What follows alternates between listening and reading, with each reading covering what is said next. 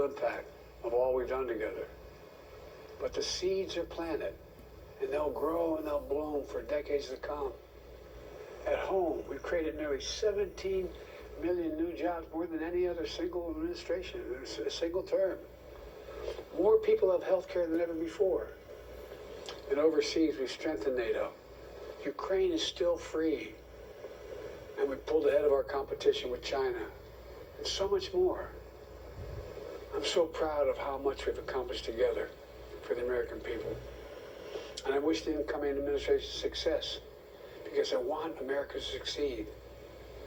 That's why I've upheld my duty to ensure a peaceful and orderly transition of power, to ensure we lead by the power of our example. I have no doubt that America is in a position to continue to succeed. That's why my farewell address tonight, I want to warn the country of some things that give me great concern. And this is a dangerous concentration, and that's a dangerous concentration of power in the hands of a very few ultra-wealthy people. And the dangerous consequences if their abuse of power is left unchecked.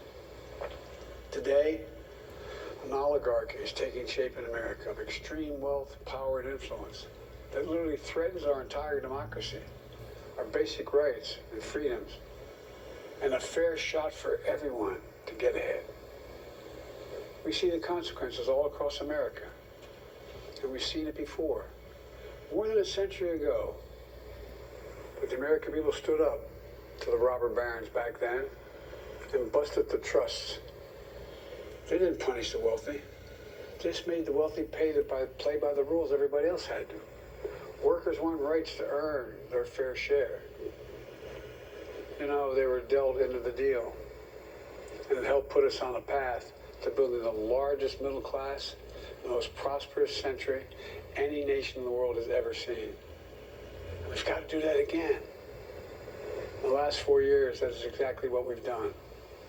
People should be able to make as much as they can, but play by the same rules, pay their fair share in taxes.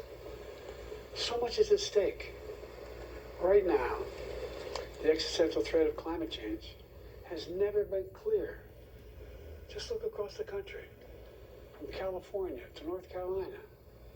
That's why I signed the most significant climate and clean energy law ever in the history of the world, and the rest of the world is trying to model it now. It's working, creating jobs and industries of the future. Now, we've proven we don't have to choose between protecting the environment and growing the economy. We're doing both.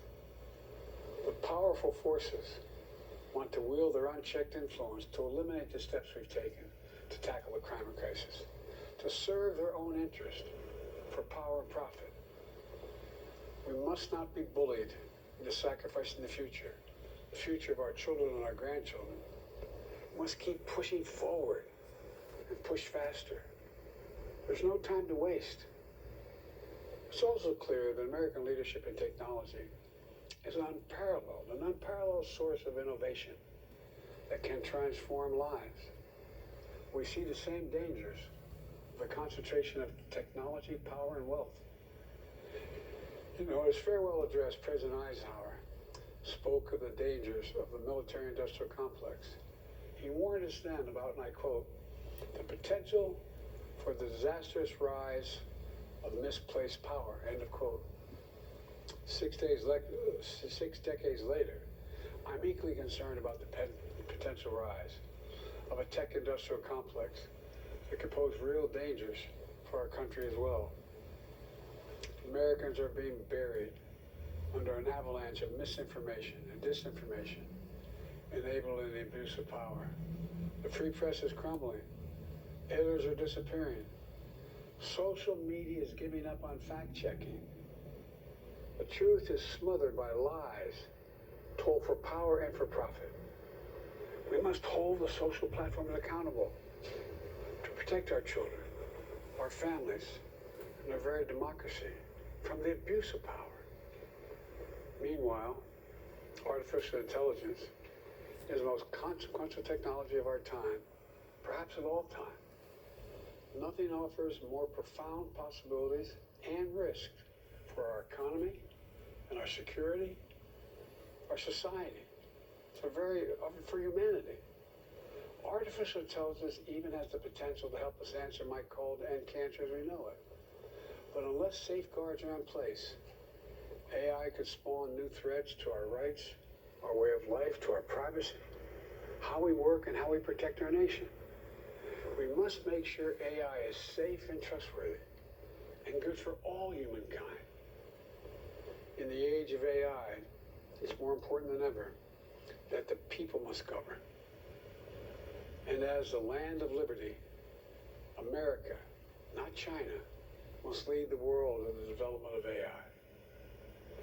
You know, in the years ahead, it'll help to be, it could be up to the president, the presidency, the Congress, the courts, the free press, and the American people to confront these powerful forces. We must reform the tax code, not by giving the biggest tax cuts to billionaires, but by making them begin to pay their fair share. We need to get dark money. That's that hidden funding behind too many campaign contributions. We need to get it out of our politics. We need to enact an 18-year time limit, time and term, for the strongest ethics reforms for our Supreme Court. We need to ban members of Congress from trading stock while they're in the Congress. We need to amend the Constitution to make clear that no president is immune from crimes that he or she commits while in office. The president's power is not limited. It's not absolute, and it shouldn't be. And in a democracy, there's another danger to the concentration of power and wealth. It erodes a sense of unity and common purpose. It causes distrust and division.